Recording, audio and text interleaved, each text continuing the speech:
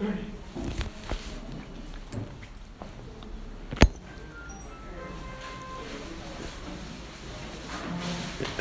this week's Parsha, the Torah concludes the idea of the inauguration of the Leviim to be the people who serve in the Beit HaMikdash, in the Mishkan.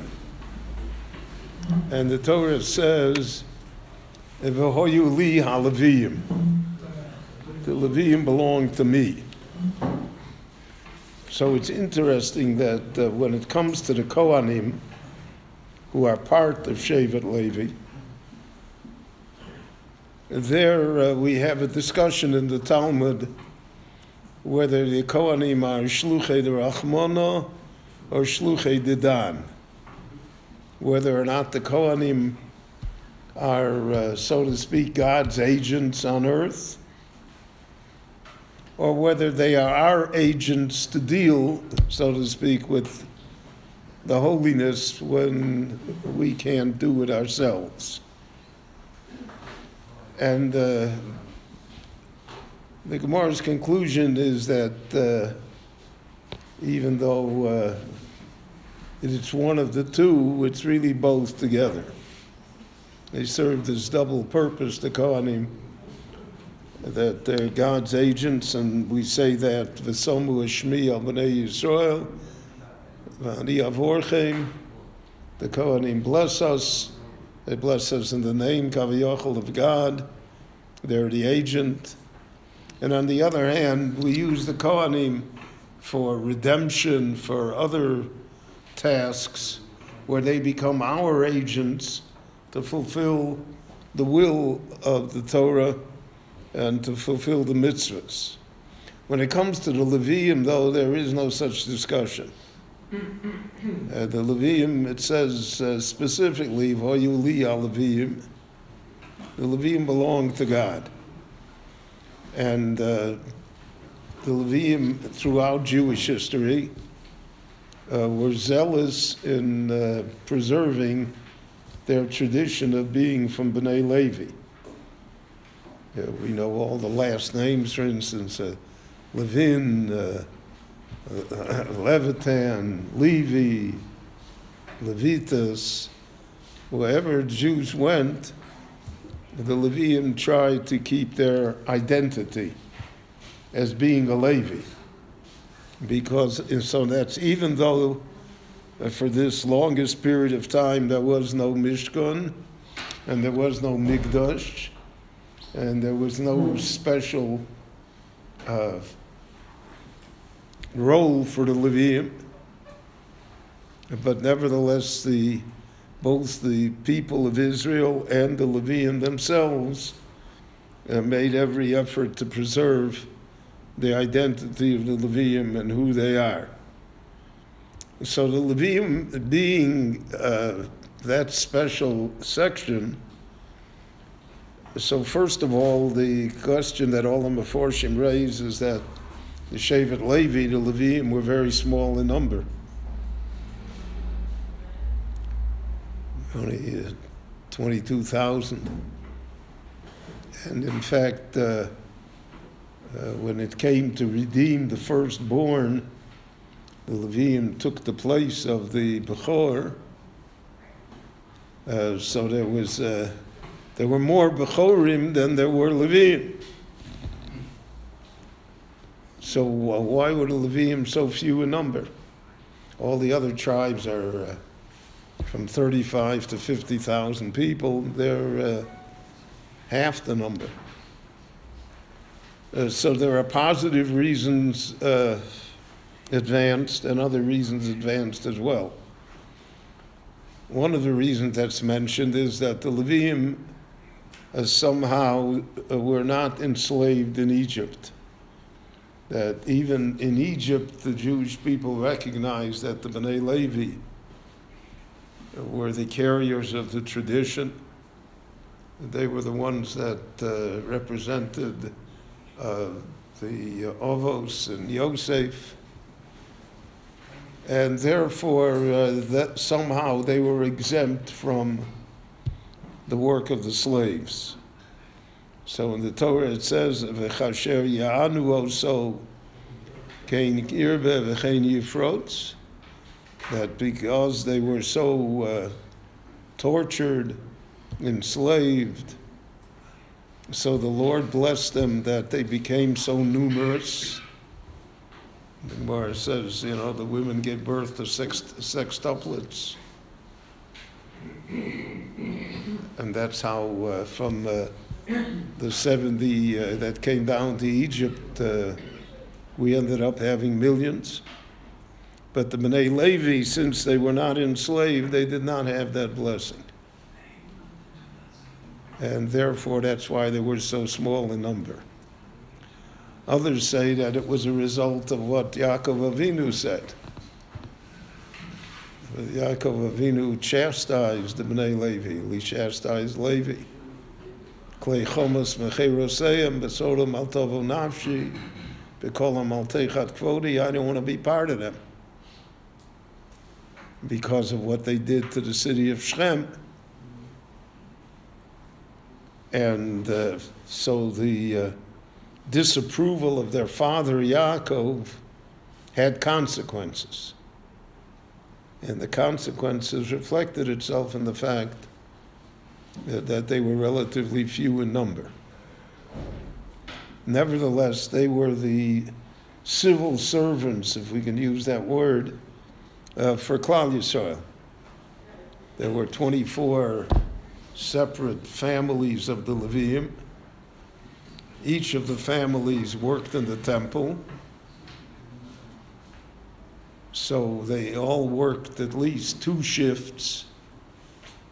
And then there were 4 families that worked 3 shifts during the year to make up the 52 weeks. And on the holidays, they all came, they all worked. And the same thing was true of the Kohanim. So what did they do the rest of the time when they're not in the temple? So they became the teachers of Israel. They became those that taught Torah, and that was part of their task as civil servants, that they were responsible for the education of the Jewish people. And they held no other positions. They didn't make a living. So they were supported by the Jewish people. One of the methods of support was the Meiser. So in an agricultural society, when they received 10% of the crop, so that was a considerable amount that would allow them to sustain themselves and support themselves. And because of that, therefore, in the Bayis Rishon, that was their sustenance. They lived on the Meiser. When Ezra wanted that the Jewish people should return to Eretz Yisrael at the beginning of the Second Commonwealth, so Ezra makes an appeal that Jews should come to Eretz Yisrael. As I've pointed out before, the appeal fell pretty much on deaf ears. Ezra came, he only came with 42,000 Jews out of at least 500,000 that were then in Bavel. And not only that, those who came were not the cream of the crop. It says, Asora Yuchsin Olam Bavel, the Gemara, the Mishnah in Kedushin. So the Gemara says, Mamzerim, Shtuki, Asufi, Gerim. And in the book of Ezra itself, we read that they were intermarried. And he had somehow to deal with that problem, to separate those that didn't want to convert those that did want to convert and do it legally. But his main frustration, as reported in the book of Ezra, And as the Talmud points out very pointedly, was that the Leviim didn't come.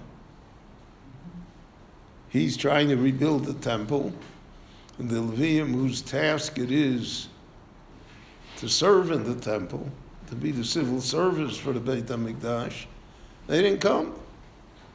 They stayed in Bava. Undoubtedly, they had good reasons to stay in Bava, personal and otherwise. No one willfully intends to be to weaken the Jewish people. But they didn't come. So the Gemara says Ezra punished them, that he took away the right to collect the Meiser from the Leviim. So that later, when Leviim did come, a generation later, 2 generations later, they no longer received the Meiser. So during Second Temple times, the Leviim had no income, and yet they had to work in the temple. So the Leviim, therefore, were forced to engage in other occupations. They couldn't devote themselves. They couldn't devote themselves to be teachers either, because of the fact that they had to be in the temple, and then they had to earn a living, and they no longer had the Meiser. So who became the teachers? So that goes back also to Yaakov Avinu. So that was Levi's brother, Shimon, who also was in the criticism of Yaakov Avinu, Shimon v'Levi achimeim, klei chomos mecheroseim. I don't want to be with them. Achalkeim b'Yaakov, afitzeim b'Yisrael. I'll scatter them. So the Gemara says the Malamdim, the teachers, were scattered. Because, where you taught, so you had to go all over the country. And they did not have basically the same types of school systems that we have.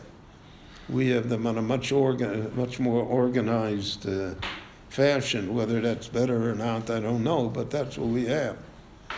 But they had it almost on an individual fashion. People hired a tutor to come into their house and to teach their children. And even in Eastern Europe, that was the common way of education. In larger places, in larger communities, they had a cheder, and they had a malamed. But in Second Temple times, it was the tribe of Shimon that served as the teachers of Israel. So Shimon also, it was small in number. And in Shimon, we find that they were unable in First Temple times to control the area of the land of Israel that they were given. They were too weak, too small. So they were absorbed. First of all, it was split into 2 various sections of the country. They did not have contiguous land, which made it much more difficult for them. And then they were absorbed by the tribe of Yehuda, that basically absorbed them completely. So this is all foretold to them by their father Yaakov, and reflects itself again in the desert. Because in the desert we're going to see that the tribe of Shimon, more than any of the other tribes, sinned with the women of Moab, and were guilty of that. And therefore there was a plague that broke out, and a considerable proportion of the tribe died in the plague. Now the tribe of Levi redeemed itself at the Egel. When Moshe said, Mi L'Hashem Eloi, we have to destroy the Egel and we have to do something, otherwise the whole thing is over before it starts. So it says, Vayikoalu Elov Kol B'nei Levi. The tribe of Levi rallied to his side. Moshe was from Levi himself, so they had an affinity to him. They rallied to his side, and they're the ones that stopped the Egel. And from that, they were privileged that they would become now the Leviim. They would become the chosen ones to serve in the temple and to be the special group. So you have a very famous legend that's told. It's told about many great people let's say, I heard it about the Chofetz Chaim, but it's in substitute names, that a man came to the Chofetz Chaim, and the Chofetz Chaim wanted him to undertake a certain project, that he should, be the head of the committee. We're having an election tonight. So he wanted him, he should be on the, Chofetz Chaim was the nominating committee, so he wanted him to be on it. And he gave 100 excuses why he doesn't want to be, which we all do out of our great modesty. So the Chofetz Chaim asked him, "Are you a Levi?" He said, "Rebbe, I'm not a Levi." He said, "Why aren't you a Levi?" He said, "What do you mean, why? I'm not a Levi. He goes, my father wasn't a Levi, my grandfather wasn't a Levi, I'm not a Levi." He says, "No, that's not why you're not a Levi. You're not a Levi because your grandfather, when he heard Moshe say, Mi Lashem Eloi, he didn't come. That's why you're not a Levi." So it isn't technically correct, but the moral is present. And that's why the Leviim remain special even today. They're entitled to the second Aliyah. When there's no Kohen, you should call the Levi first, even though it's Nisparta Chavila. The Levi has special privileges.